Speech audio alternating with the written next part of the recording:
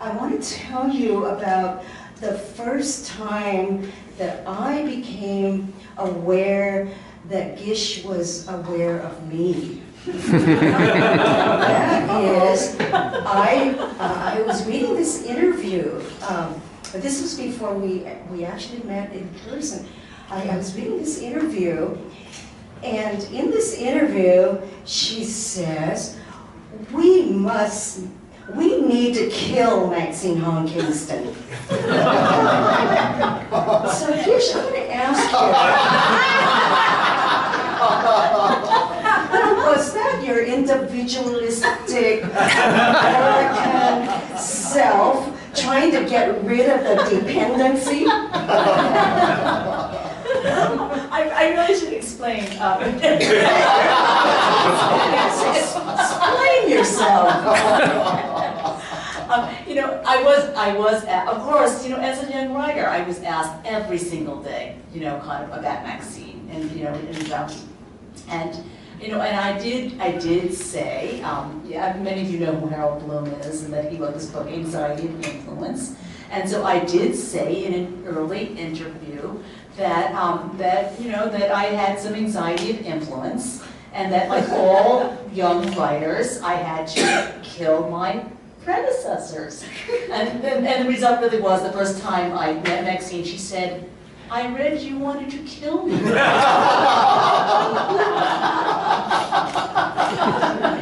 Okay, so we set out to write the great American novel. And the great American novel is written by an individual, a strongly individual man. And so how did you, the interdependent woman, how can you come to the novel through all of that interdependence and femininity?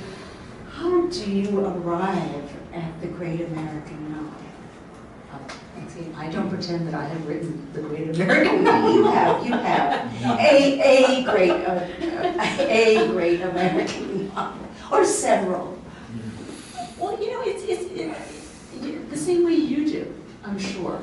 I do notice that that I need what I think seems to be an unusual amount of solitude in order to work. In other words, I know all these people who can work in their kitchens, they can work in cafes, and I feel like more power to them, I have to be far, far, far away from anybody. And I have to be locked away in a cabin, with snow. It has to be very quiet. I need to be very, very quiet in order to hear this voice in me, which is strictly my own voice. I think Gina Phillips once said something. She said, it's like that writing is like listening to a very, very quiet voice. And I do think that we all have a very, very, very quiet voice in us that we're not always so aware of. But I do think that some of us need to be especially quiet in order to hear that very, very quiet voice. But I can turn around this and I can ask you, Maxine, where did you find it in yourself to write that first book one morning? There you are, you're going to sit down and write this novel, and you didn't intend to write it as a novel. Where did you even get that idea? Where did you get the nerve to be doing this thing, which you must have known was very counter to anything that you had been brought up to do? That idea that we do have interdependent selves, then it becomes very strange, doesn't it? That you have to find that room all by yourself and get away from these people, getting away from them in order to be able to write. That's very hard for me. I feel guilty. There's a lot of times when I locked our son away, and I gave him a bag of marshmallows and just locked him up, and he had to figure out how to open it. But I feel very guilty. I began The Woman Warrior by going to Lanai, this very uninhabited, it does have some people, but an island in Hawaii, and at this hotel that had like 10 people, and there's nothing to do. The bowling alley's broken. The projector ball was broken in the movie theater, and so there's nothing to do. So I just turned my table and desk toward the wall, away from the beautiful scenery, and just made notes for the woman warrior. I would like to talk about Grace Paley. You know, she is your mentor, and she is my mentor also. And she has influenced me in politically. She influences me in the form and shape of the story. I can see that she can tell an entire life in one paragraph size, or she could do a whole short story, or she could do a poem. That experiment with form. And I also I want her ear, that ability to hear voices, human voices, the individual voices, as well as the accents and dialects. And so I know she's your mentor too. And I'd like to hear how she influences you. Especially that Jewish part. Well, it's true though, you know, I was Jewish before I met Grace Paley. You know, I grew up in Scarsdale, New York, and so, you know, it's the New York Jewish part was there way, way, way before I met Grace. But I think that, you know, there are many ways in which Grace has influenced me, as have you, of course.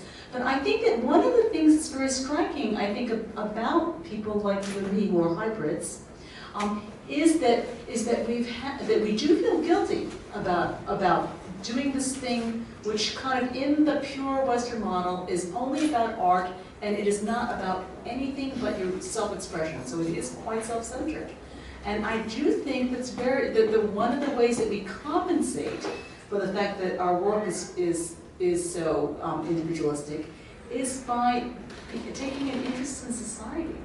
You know, and I do think that Grace was a great example to me of somebody who could make great art, who was also involved, who was also engaged. And of course, you yourself, also a tremendous example for me in that way. And of course, that was not the model before you guys. In fact, I remember very, very clearly that I was once on, I think, the Lid Jill Mueller NewsHour or something. I was doing something about the election. And Cynthia Ozick said to me, I love Cynthia, but Cynthia Ozick, she said to me, she said, "You're being a citizen." And you know, that was a bad thing. You know, it was a bad thing. It was a bad thing. I mean, she didn't mean it like you're a bad person. You know, she really was just trying to say, Gish, think about where your priorities are. You know, and I think that she was an art role model. And I think that you and Grace were the generation that taught people like me that actually maybe, you know, maybe making kind of real art and being engaged were not actually necessarily in conflict. I will say that I don't think that that's clear to everybody today at all. I think it's still quite a controversial thing. And also I think that we deal with the fact that we have this interdependent side, with also in our work, you know, asking ourselves, I ask myself, you know, why would somebody want to read this? You know, I mean, I feel that the reader's time is a kind of gift. I don't assume that the whole world is there waiting to hear what I have to say. You know, and I don't publish a book until I feel that I actually took the time to figure out that I really did have something to say, and really, it was something like it was not just about me. It was about me, but it was about more than me. And if I don't have that feeling, I don't publish it. But I think that that's not a question I notice that all writers ask themselves. They really don't ask themselves, is it about more than me? You know, frequently, you know, it's about me. What else? Right? But I've learned that from you guys, though. You You know, I mean, you were the great inspirations. Well, speaking of guilt,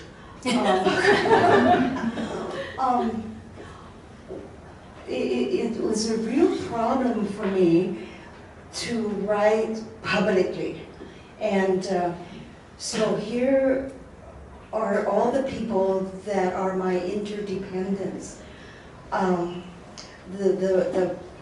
family, the whole amazing family with their great adventure stories, which I wanted to write. But how dare I reveal our family secrets?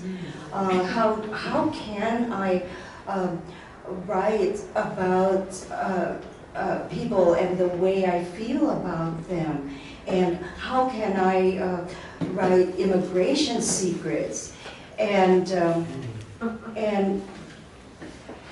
there is something in me that I wanted to write the truth.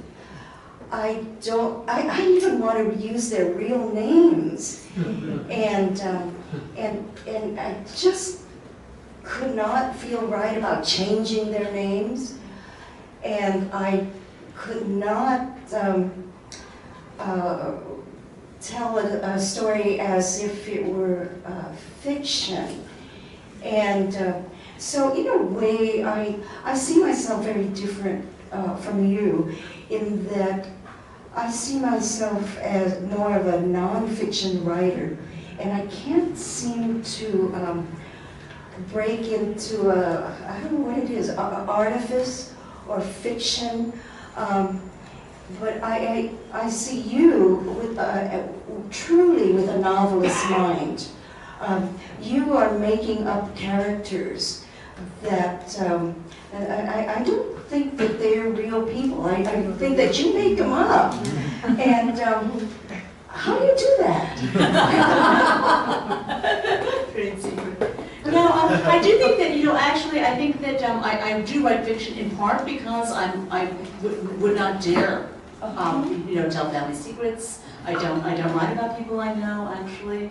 I mean, with a few exceptions. Every now and then, someone might sneak in there. But in a general kind of way, and it is all imagined. How we find these characters, I think every writer, every fiction writer has a different way. I myself often I locate a feeling in myself, so I'm looking for a nerve. So an example of this is when I wrote my book, Mona in the Promised Land. And what I do is I take lots of notes, I put them on index cards, I look at them many months later. My feeling is if it's a good idea, many months later it'll still be a good idea. If, many months later you've forgotten about it, it's not such a good idea. And I look at that, and I look at my reaction to my own ideas. And in the case of Mona in the Promised Land, I came across an index card that said, Mona turns Jewish. And I thought, oi! I can't write that. And then I thought, well, why am I laughing? Why do I feel I can't write that? In a general kind of way, I'm looking for, I feel that we all have nerves that we have developed as a result of our contact in the world. And so I'm always looking for those nerves. I often think about what Gertrude Stein once said. She said the artist works by locating the world in himself. I wish she had said herself, but she did say himself. And I think that's actually right. I think that we have internalized the world, and I think that we have developed nerves as a result, that are part of that picture. And I think that if you write on one of those nerves, the book will write itself. The characters will arise. They have a lot of life. They're not real people, but the nerves are real. The nerves are real, and the world is real. And so it's a very wonderful thing, actually, because you don't have to worry, does this say something about the world? If you were on that nerve, it will. It will say something about the world kind of by itself, without, you don't have to think about it. It simply arises. And so, that's how I do it.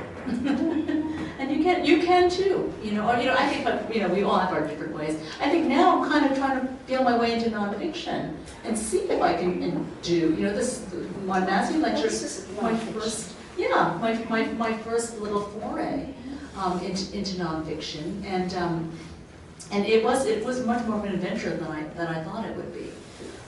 But so you know, maybe I will eventually learn to do what you do. But in the meantime, you know, you're right. I am very squarely over on the fiction shore.